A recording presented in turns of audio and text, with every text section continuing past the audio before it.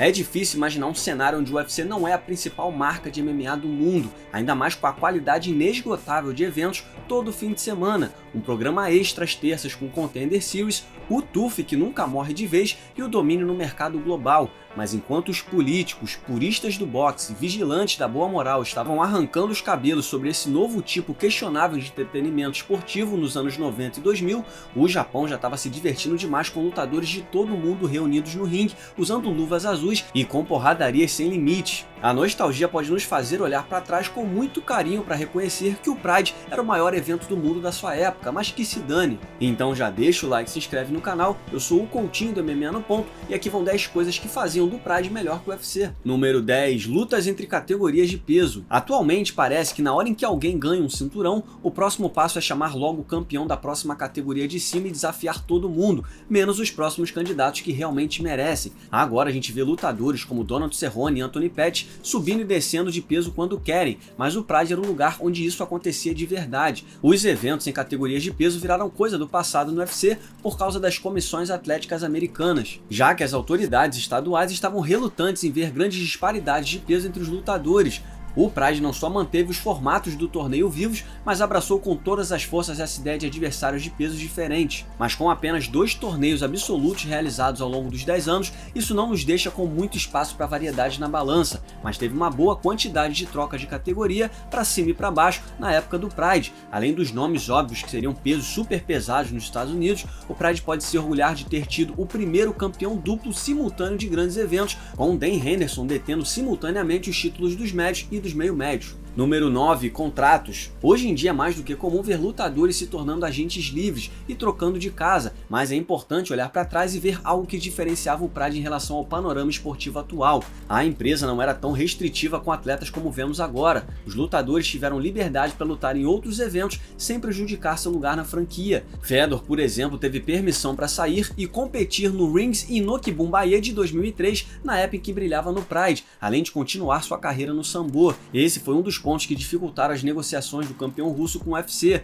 E o segundo melhor detalhe de contrato não exclusivos é um acordo de uma luta só. Em vez de vermos lutadores como Nate Diaz, Sean O'Malley, Luke Rockhold, Jorge Masvidal, John Jones, etc., se queixando sobre pagamento apenas para serem demitidos porque eles assinaram um contrato, um acordo de uma luta permitia alguém que tinha de repente mais popularidade capitalizar ganhando mais para a próxima luta sem contar com a boa vontade do evento e uma possível renegociação. É por isso que o Pride era conhecido por distribuir as maiores bolsas no esporte durante seu apogeu. Vale lembrar que a luta entre Chuck Liddell e Guy Mezger no GP de 2003 só foi possível graças a um desses contratos de uma luta. Número 8. Música tema. Talvez uma das piores coisas sobre o UFC tenha sido a continuação de Face the Pain.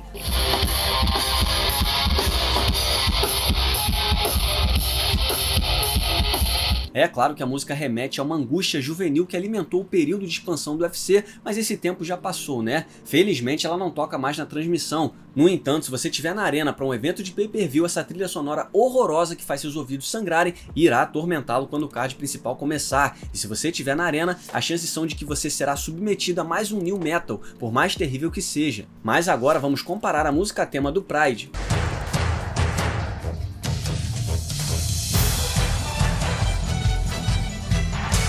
Bateria pesada e cordas melódicas, uma bela mistura de instrumentos variados que capturam perfeitamente uma vibração cinematográfica que adiciona um nível de suspense que nem Sting ou Fred Durst poderiam conceber. Basta ver o desespero coletivo quando as transmissões do UFC incluíram Face the Pain em comparação com a reação feliz ao ver Rampage Jackson homenageando o falecido evento antes de sua luta na UFC 123. Número 7. Ostentação. Sabe aquela sequência interminável de eventos que mencionamos antes? Então, mesmo com atletas do mais alto calibre e lutas convincentes, o produto às vezes pode parecer um pouco velho e cansado. E mesmo antes de a pandemia forçar o octógono em alguns lugares isolados, tudo parecia a mesma coisa. O chão do octógono, a decoração da arena, etc. Quase não importa onde eles estão. Esteticamente falando, os comentaristas da TV estão ali na mesa falando sobre o evento e você não tem ideia de qual é o card só de olhar para a TV. O Pride certamente não tinha esse problema. Eles tornaram cada evento um evento de verdade, cerimônias de abertura grandiosas, pirotecnia, caminhadas performáticas até o ringue, até mesmo um trailer no estilo de filme de ação antes de Fedor vs Crocop. Eles tinham uma admiração pelo espetáculo mesmo. This is a boy who genuinely loves pageantry. Embora o UFC mereça crédito pelo MMA ser reconhecido como esporte mais legítimo, ele homogeneizou o produto a ponto de perder o espetáculo que destaca as personalidades bizarras que compõem esse circo muitas vezes absurdo. Os eventos ainda demoram tempo demais, mas agora eles eliminaram tudo o que havia de diferente na personalidade de cada um e só deixaram a parte das lutas mesmo. Número 6, os juízes.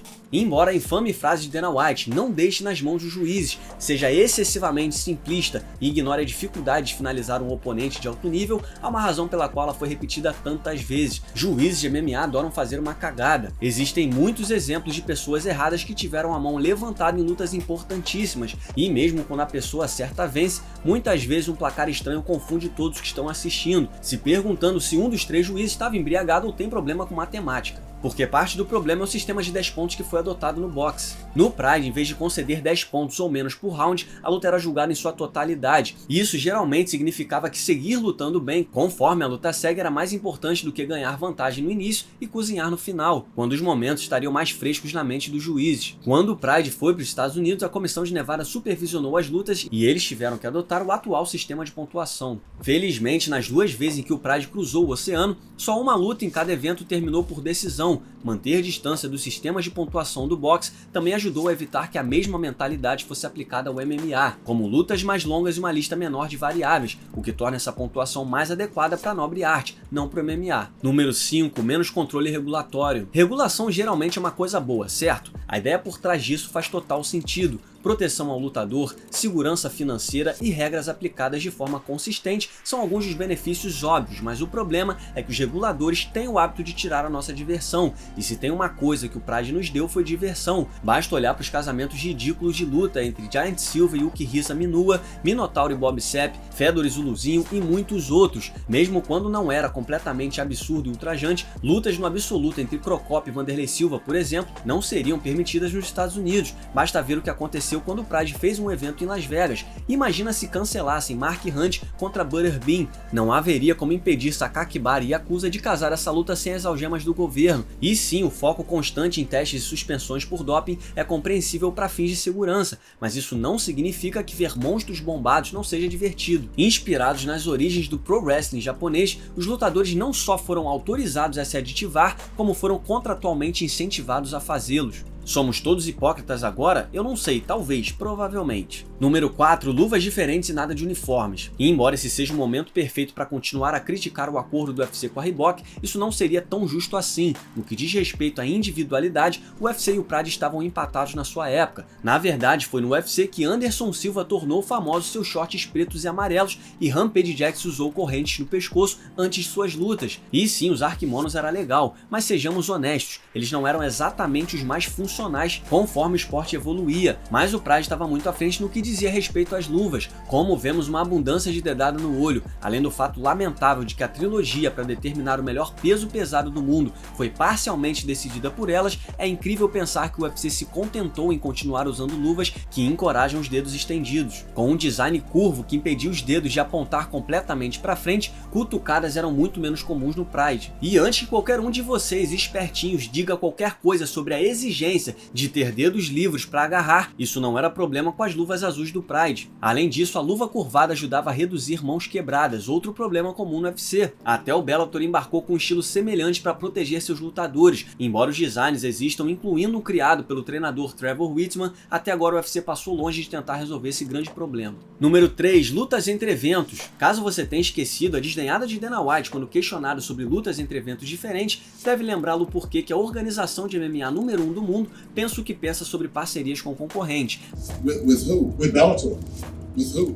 Mas nem sempre foi assim. A organização de MMA número 1 do mundo costumava dar as boas-vindas à copromoção e colaboração com seus rivais. Isso porque o Pride já trabalhou com o KO nos icônicos Pride Shockwave Dynamite e foi um tremendo sucesso. O evento de 2002, que combinou MMA e kickbox com os populares Sakuraba, Ernesto Rush, Vanderlei Silva e Jerome Le Banner bateu o recorde de público com 71 mil pagantes. Em comparação, o segundo e terceiro lugares nessa lista são o KSW 39, que teve quase 58 mil presentes, e o UFC 243, com 57 mil fãs no Marvel Stadium. Esse é um recorde que dificilmente será quebrado em um mundo pós-Covid. Quando o UFC começou a ganhar força nas costas de estrelas como Randy Couture, Tito Ortiz e Chuck Liddell, o Pride deu as boas-vindas a Liddell em seu GP dos Médios em 2003, na esperança de ver o nocauteador se testar contra seu maior talento, Vanderlei Silva. Como evento número 2 do mundo na época, o UFC estava mais do que feliz por fazer parcerias com os rivais. Isso mudou quando a Zuffa comprou o Pride e fechou suas portas. Outras promoções flertaram com a fórmula que tornou o evento Shockwave tão memorável. Por exemplo, o Bellator e Rising trocando os campeões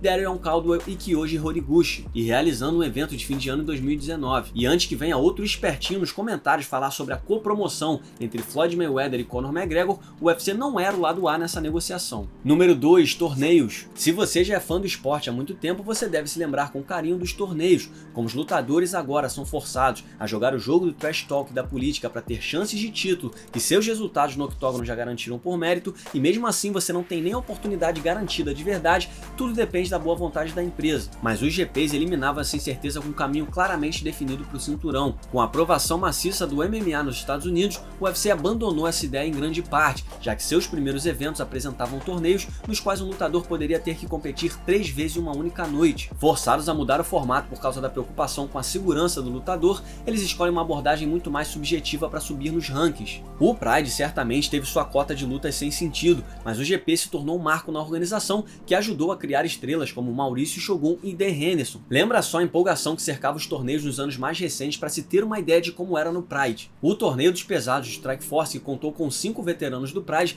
tornou-se a maior conquista da promoção antes da Zuffa comprá-la. Scott Coker revisitou esse formato para o Bellator, produzindo alguns momentos memoráveis e gerando um interesse renovado pela empresa. E considerando o sucesso que foi o torneio inaugural de pesos moscas do UFC, é seguro apostar que os GPs seriam mais do que bem-vindos pelos fãs. Número 1. Regras. Sabe as regras que o MMA recebia no passado que mencionamos no começo desse vídeo? Ainda bem que os responsáveis não estavam prestando atenção no que estava acontecendo lá no Pride. Eles teriam enlouquecido aos ver os tiros de meta e pisões na cabeça. Eles não pareciam golpes super legais, mas também ajudavam a manter a ação rolando. Os lutadores nem sempre podiam amarrar com as tentativas frustradas de quedas, já que as joelhadas na cabeça seriam um contra-ataque óbvio. Alguém deitado de costas convidando um oponente relutante para sua guarda pode ser presenteado com pisão na cara. E os tiros de meta eram apenas mais uma ferramenta para responder às tentativas de queda que não deram certo. Além disso, em comparação com a atual confusão entre as várias versões das regras unificadas relacionadas aos oponentes em 3 ou 4 apoios, a regra mais abrangente do Pride é muito mais simples de seguir. Além disso, muito poucos nocautes acontecem com cotoveladas no ground and pound, mas a verdade é que eles normalmente abrem cortes feios, e então o Pride simplesmente os baniu para evitar interrupções médicas. E embora estejamos acostumados com árbitros hesitando em punir lutadores que amarraram demais, os árbitros do Pride não pensavam 2 vezes antes de aplicar cartões amarelos quando alguém começava a enrolar. Sim, não somos grandes fãs da punição financeira associada aos cartões amarelos, mas assistir a Israel Adesanya e Yoel Romero se encarando por 25 minutos nos faz desejar que existisse algo do tipo no UFC. E aqui vai um salve para Anthony Walker, que escreveu essa lista. Você pode seguir o Anthony no Twitter através do @AnthWalkerMMA. E um salve também para Thomas Walsh, que editou esse vídeo. Você pode seguir o Thomas no Instagram através do